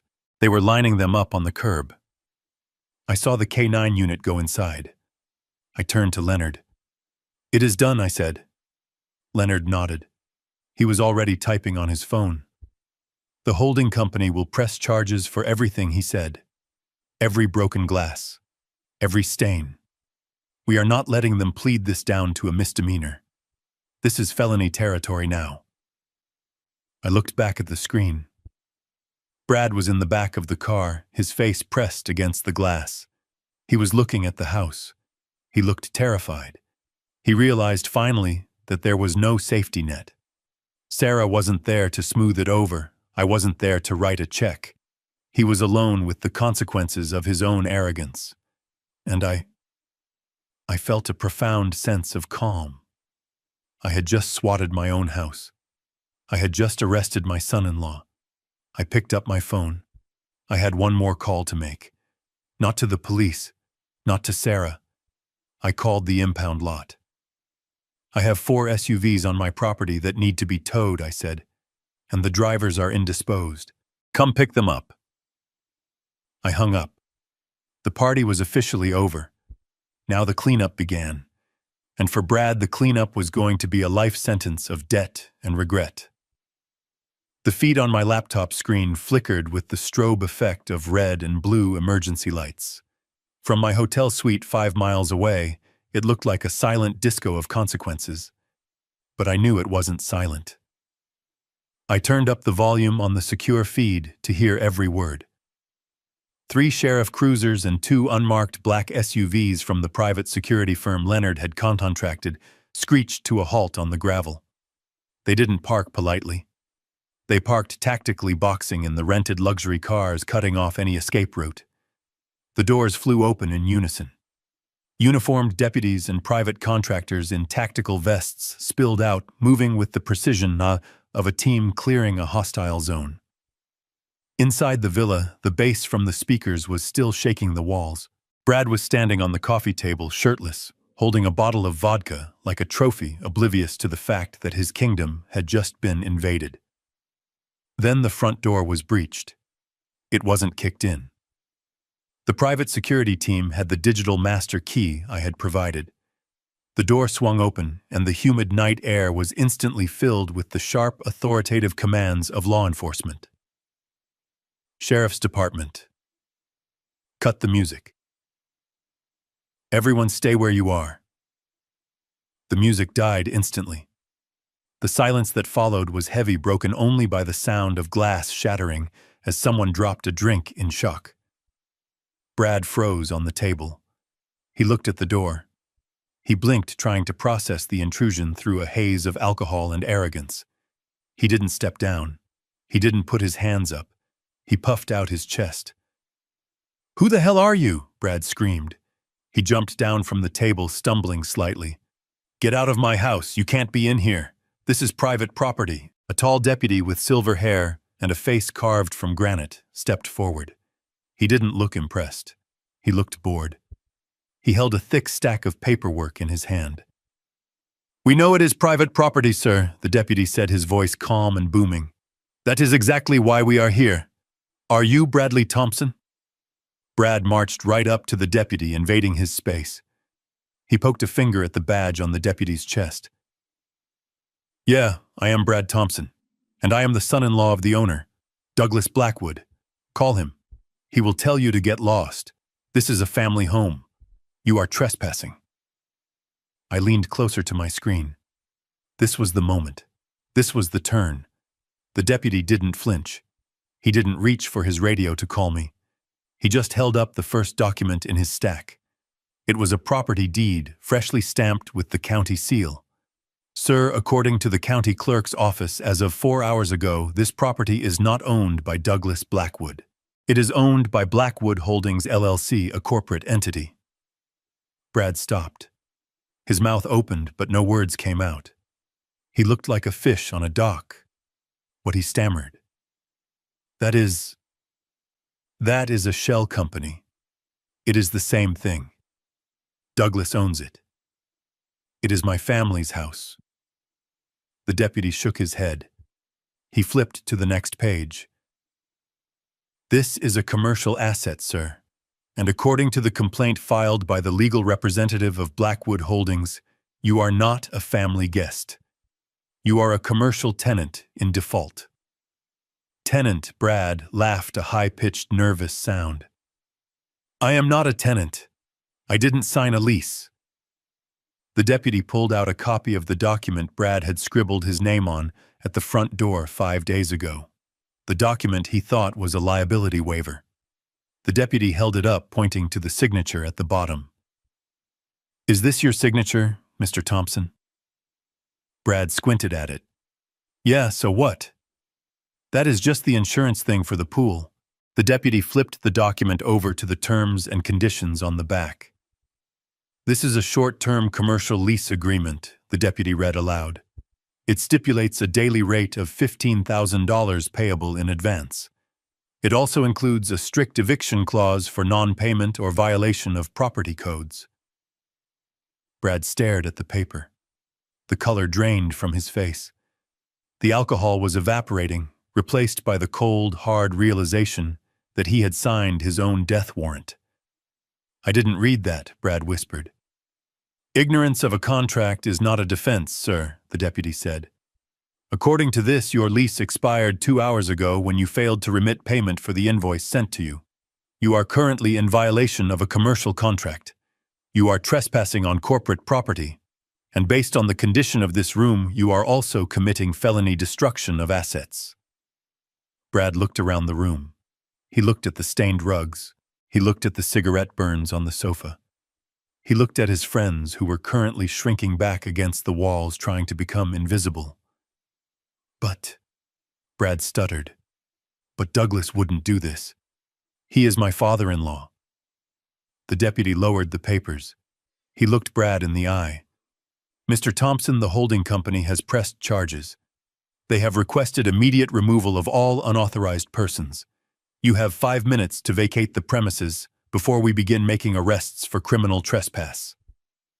Brad looked wild. He looked at the deputy, then at his friends.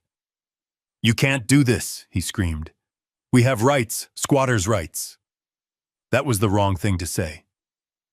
The deputy signaled to his team. Sir, this is not a residence. This is a business. Squatters' rights do not apply to commercial break-ins. You are now disturbing the peace and refusing a lawful order to vacate. Brad lunged. It wasn't an attack, really. It was a desperate grab for the papers in the deputy's hand, as if tearing them up would make the nightmare go away. That was all the excuse they needed. 2 officers moved in. They grabbed Brad's arms. He flailed, knocking over a lamp. Get off me, he shrieked. I am suing you. I am suing everybody. They spun him around and slammed him against the wall. The sound was a dull thud that vibrated through the microphone. I watched as the handcuffs came out.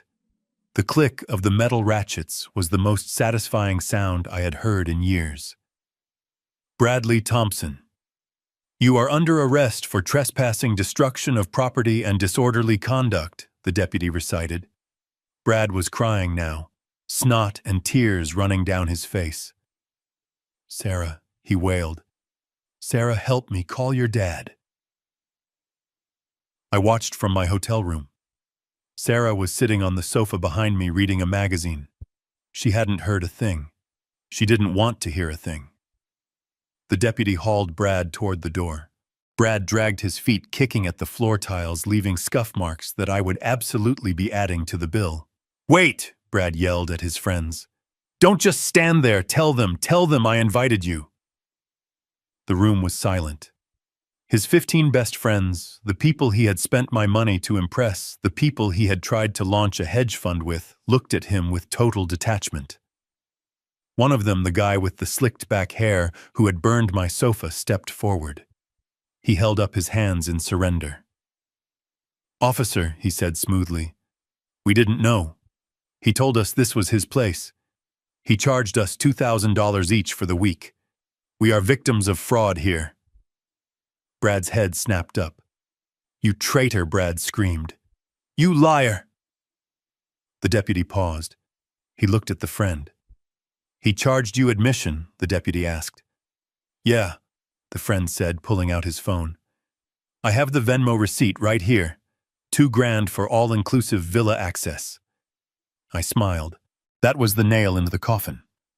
That wasn't just trespassing. That was fraud. That was running an unlicensed hotel. That was tax evasion. The deputy nodded. Add fraud to the list, he told his partner. They dragged Brad out the door. He was screaming incoherently now, a mix of threats and pleas. The flashing lights outside washed over him as they shoved him into the back of the cruiser. Inside the house, the security team began moving the rest of the guests out. They were compliant. They were terrified. They grabbed their bags and ran for their cars, leaving behind the mess, the drugs, and their loyalty to Brad. I watched the room empty out. It was silent again. Just the hum of the air conditioning I had remotely reactivated and the flashing lights reflecting off the ruined furniture. I picked up my phone and called Leonard. Did you hear that? I asked. I heard it, Leonard said. His voice was bright. Charging admission. That is a felony. We have him on solicitations of funds under false pretenses. It is done, I said. Not yet, Leonard said. The police are taking him to the station. Do you want to leave him there overnight? I looked at the screen. The cruiser was pulling away. Brad's face pressed against the glass, a mask of terror. No, I said. I want him to sit there for an hour. Let the reality sink in. Let him realize that no one is coming. And then what? Leonard asked. Then I will go down there, I said. I have one last document to deliver. I hung up. I stood up and walked over to Sarah. She looked up from her magazine. Is it over? She asked softly. The party is over, I said. But the cleanup is just beginning. Get dressed, Sarah. We have to go to the police station. Why? She asked, her eyes widening. Because I said, picking up a folder from the desk. We need to bail your husband out. She looked confused. You are going to help him, I smiled. It was the smile of a wolf who has cornered a rabbit. No, I said. I am not going to help him. I am going to end him. Bail is just the price of admission for the final act. I watched the screen as the deputy lined the 15 guests up against the wall of my living room. They looked like a lineup of sad, wet peacocks. The music was gone. The bravado was gone. In its place was the cold, sober reality of law enforcement. The K9 unit, a German shepherd that looked like it meant business, was moving through the room. It sniffed the ruined sofa. It sniffed the pile of designer bags in the corner. Then it stopped at the kitchen island, right next to where Brad had been holding court. The dog sat down and barked once. The handler signaled to the other deputies. They opened the cooler Brad had dragged in. Inside, nestled between bags of melting ice, were not just bottles of beer. There were plastic baggies. There were unlabeled bottles of liquor that looked like they had been brewed in a bathtub. Possession of controlled substances and distribution of illicit alcohol, the deputy announced. His voice was flat, echoing off the high ceilings. The room erupted in a panic that was almost funny to watch. These were people who thought consequences were things that happened to poor people. They started shouting over each other. That is not mine, one girl yelled. I didn't bring that, the guy with the slicked back hair shouted. The deputy held up a hand. Silence, everyone is detained. We are checking IDs and we are searching everyone. If this belongs to the house, the tenant is responsible. If it belongs to you, you are responsible.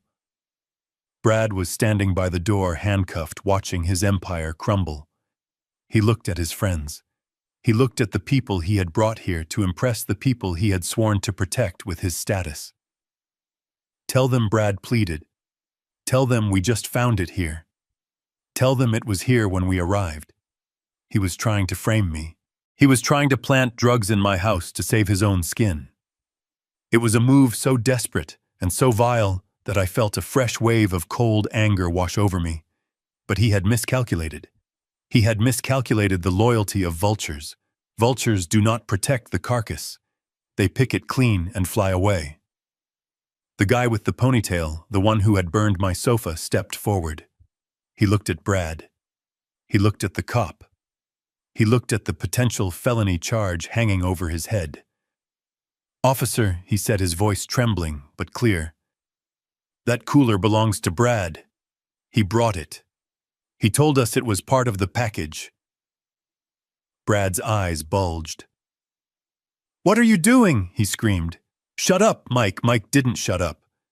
Mike pulled out his phone. "He sent us a menu in the group chat," Mike said, unlocking his screen and holding it out to the deputy. "Look, he promised premium party favors included with the entry fee." "Entry fee?" the deputy asked, his eyebrows raising. "Yeah," Mike said. "We all paid $2,000 a head." He said this was his private resort. He said he had the permits. He said everything was legal. The dam broke. Once one of them turned, they all turned. It was a stampede of betrayal.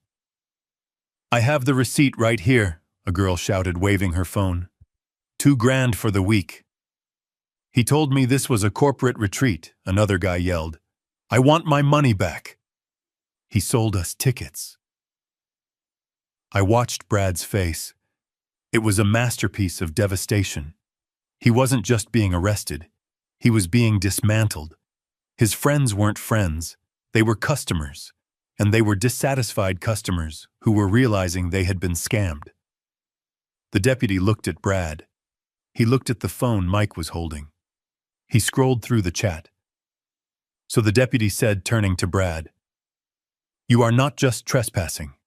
You are running an unlicensed commercial venue. You are distributing controlled substances. And you are defrauding these people by selling access to property you do not own." "It is a donation," Brad stammered. "They donated to my fund. It wasn't a fee." The deputy shook his head. He walked over to Brad. "Bradley Thompson, you are already under arrest for trespassing," the deputy said. "We are adding distribution fraud and operating an illegal enterprise to the list." They marched him out. This time he didn't scream. He didn't fight. He hung his head. He looked broken. He walked past the line of his former friends, and not a single one of them looked him in the eye. They were too busy writing statements for the police, ensuring that every drop of blame landed squarely on Brad's shoulders. I watched the deputies bag the evidence. I watched them take photos of the Venmo receipts on the guests' phones. It was perfect. If I had sued him, it would have been a civil battle. He could have dragged it out for years. But this was criminal. This was the state versus Bradley Thompson, and the state had 15 witnesses who were willing to sing like canaries to avoid a drug charge. I picked up my phone and called Leonard. "The guests turned," I said. "They admitted to paying an entry fee. They gave up the group chat." Leonard laughed. "That is the ballgame, Douglas. That is tax fraud. That is wire fraud. He is going to be buried under so many statutes he won't see the sun for a decade." "Is Sarah ready?" I asked. "She is in the car," Leonard said. "We are meeting you at the station." I closed my laptop. The show was over. The house was secure. The police were doing the cleanup now. I stood up and smoothed my shirt. I felt lighter. The weight of the last 5 years, the weight of watching this man drain my daughter's spirit and my bank account, was gone. I walked to the door of my hotel suite. I didn't look back at the screen.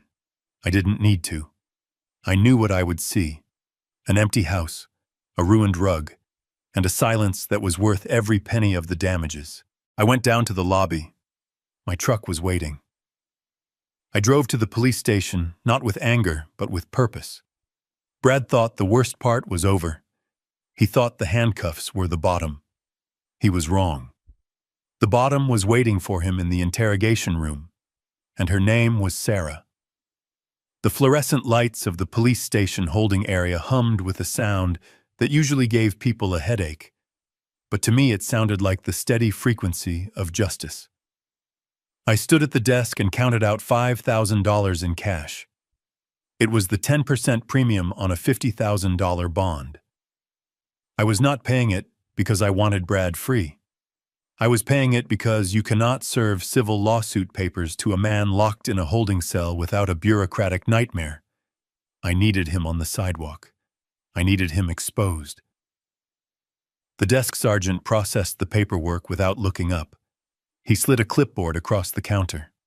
I signed. It was the last check I would ever write for my son-in-law. 10 minutes later, a buzzer sounded, and a heavy steel door clicked open. Brad stepped out. He looked like a man who had been put through a trash compactor. His designer shirt was torn at the shoulder. He was shoeless. He smelled of sweat and the terrifying realization that he was not special. He saw me standing there, and his face crumpled. He ran toward me, his hands shaking, reaching out as if he expected a hug. I stepped back. He stopped, his arms falling to his sides. "Douglas," he choked out. "Thank God. I knew you would come. I knew you wouldn't leave family in here. These cops are insane. They treated me like a criminal."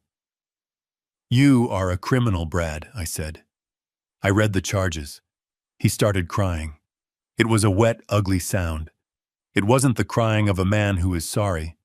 It was the crying of a man who got caught. It was just a party, he sobbed. I was under so much pressure. The market is down. The investors were pushing me. I just needed to show them I was successful so they would buy in. I did it for Sarah. I did it for us. "Stop," I said. He froze. He wiped his nose on his sleeve. "I am not here to listen to your excuses," I said. "I am here to deliver a message." I reached into my bag and pulled out a thick, heavy manila envelope. I held it out. He took it with trembling fingers. "What is this?" he asked. "Is this for the lawyer? Are you getting me a lawyer? Open it," I said. He tore the flap open. He pulled out the first document. It was thick, stapled at the top. At the center of the page, in bold letters, it read, "Petition for dissolution of marriage." "Sarah," he whispered. He looked up at me, his eyes wide with panic. "She can't do this. She loves me. I can explain everything to her." "She is gone, Brad," I said. "She is in a safe place where your voice cannot reach her. She has filed for emergency protection and full asset separation. You are not a husband anymore. You are a respondent." He shook his head, denial washing over him. Then he looked at the second document in the envelope. It was even thicker. "Civil lawsuit," he stammered. $250,000, Douglas. I don't have this kind of money. You know I don't. Why are you doing this? I leaned in close. This was the moment I had prepared for. "I know you don't have the money, Brad," I said softly, "but I know who does. Do you remember the condo in Boca Raton? The one your parents live in, the one you co-signed on 5 years ago to help them refinance because your credit was artificially high from all the debts I paid off?" Brad went pale. He stopped breathing. "You wouldn't," he gasped. "That is my parents' home. You guaranteed the loan," I said. "You put your name on the deed as collateral. I bought that note from the bank this morning through my holding company. I own their mortgage now." I pointed at the papers in his hand. "You have 30 days to pay me $250,000 for the damages to my villa," I said. "If you do not pay, I will trigger the default clause on your assets. I will foreclose on that condo. I will put your parents on the street to pay for your party." He looked at me with pure horror. He finally saw me, not as the old man, not as the pushover, but as the wall he had run into at 100 miles an hour. "You are a monster," he whispered. I turned my back on him. "I am just a landlord collecting rent," I said. "You have 30 days. Tick-tock." The fall of Bradley Thompson was not a slow decline. It was a cliff dive without a parachute. 48 hours after I left him standing on the sidewalk outside the police station, his life as he knew it had ceased to exist. The brokerage firm he worked for did not wait for a conviction. In the financial world, the mere accusation of fraud involving client funds or running an illegal enterprise is a death sentence. When the police report hit the compliance officer's desk, Brad's license was suspended immediately. He was fired via a courier who delivered a box of his personal effects to his parents' front door. He was a stockbroker who was legally barred from trading stocks. He was a shark who had been defanged and thrown back into the kiddie pool. Then came the lawsuits from his so-called inner circle. The 15 people he had tried to impress didn't just give statements to the police. They wanted their money back. They filed individual small claim suits for the $2,000 entry fees, plus damages for emotional distress. They weren't suing him because they needed the cash. They were suing him to distance themselves from his failure. They were proving to the world that they were victims, not accomplices. He was being pecked to death by the very peacocks he had tried to preen for. His social media was flooded with comments calling him a scammer. His reputation was not just tarnished, it was incinerated. Sarah stayed strong. She remained at the hotel meeting with the divorce lawyers I had retained. She blocked his number. She blocked his email. She refused to be the shoulder he cried on. For the first time in her life, she saw him clearly. She saw a man who would drown her to keep his head above water. She became a ghost to him. He screamed into the void, begging for her to come back to tell the police it was all a misunderstanding, but the void had stopped listening. But the final blow, the one that truly sealed his coffin, was the maneuver he never saw coming. I sat in my office with Leonard and looked at a spreadsheet of Brad's liabilities. He was toxic. Banks get nervous when their debtors get arrested for fraud and lose their primary source of income. They look to sell off high-risk debt for pennies on the dollar just to get it off their books. They want to cut their losses.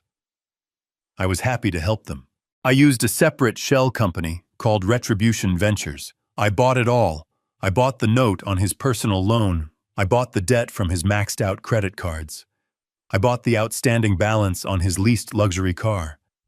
I consolidated every single cent he owed to every institution that was threatening him. I wasn't just his angry father-in-law anymore. I wasn't just the landlord suing him for property damage. I was his primary creditor. I owned his debt. I owned the interest rates. I owned the right to freeze his remaining sound assets and garnish any future wages he might scrape together until he was 90 years old. I held the paper on his life. He was walking around, thinking he just needed to find a new job to get back on his feet. He didn't realize that even if he found a job, every paycheck already belonged to me. I had turned him into an indentured servant to his own stupidity. He was technically a free man while out on bail, but financially he was my property. It took 3 weeks to scrub the stain of Bradley Thompson from the Azure horizon. I hired a specialized restoration crew who worked 12-hour shifts. They replaced the Persian rug with an even rarer silk weave. They reupholstered the Italian sofa with leather flown in from Milan. They sanded the cigar burns out of the kitchen island and repainted the walls where wine had been splashed. Now the villa was silent again, the way it was meant to be. The echo of cheap techno music and entitled laughter was gone, replaced by the rhythmic sound of the waves hitting the shore. I sat on the balcony. It was 6 a.m. The sun was breaking over the Atlantic, painting the water in shades of gold and violet that no amount of money could buy. The air smelled of salt and jasmine, not stale beer and desperation. The sliding glass door opened softly. Sarah walked out. She held a steaming mug of tea. She wasn't wearing makeup. She wasn't wearing the tight, uncomfortable clothes Brad liked her in. She was wearing an oversized t-shirt and shorts. She looked younger. She looked like my daughter again, not someone's trophy wife or a prop for a Ponzi scheme. She sat down next to me and didn't say a word. She just watched the sunrise. Then she smiled. It wasn't a polite smile for a camera. It wasn't a nervous smile to placate a volatile husband. It was a real smile. It was the smile of a woman who woke up without a knot in her stomach for the first time in a decade. I looked at her and did the math one last time. The repairs and restoration cost exactly $250,000. The legal fees were another $50,000. I had spent a small fortune buying Brad's toxic debt. On paper, it was a massive loss. A forensic accountant would look at this ledger and see bleeding red ink. But I looked at Sarah breathing easy, her shoulders relaxed, the light returning to her eyes, and I knew the truth. It was the best investment I had ever made. I had lost a son-in-law who treated people like commodities. But I had gained back the daughter I thought I had lost to his manipulation. $250,000 to get my family back. It was a bargain. It was worth every single cent. I reached for the bottle of Macallan 25. The real bottle. The one I had hidden in the safe room before the invasion. I poured a splash into my glass. The amber liquid caught the morning light. My phone buzzed on the teak table. The vibration cut through the peace. I looked at the screen. It was a text message from a number I didn't recognize, likely a burner phone or a friend's device, but I knew the voice behind the text immediately. Douglas, please. I have nowhere to go. My parents kicked me out. Just $500 for food. I will sign anything. Just talk to me. It was Brad. He was still trying. He still thought there was a negotiation to be had. He still thought he was a player in the game. I didn't feel anger. I didn't feel pity. I felt absolutely nothing. He was just a bad line of code that had been successfully deleted from the program. He was a rounding error that had been corrected. I tapped the screen once. Block number. I took a sip of the whiskey. It was smooth. It tasted like victory. I looked out at the endless blue horizon. The water was calm.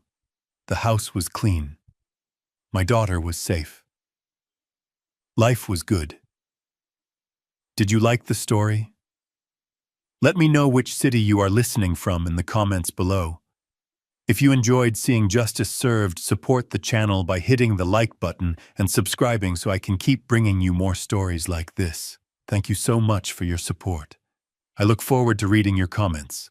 See you in the next story.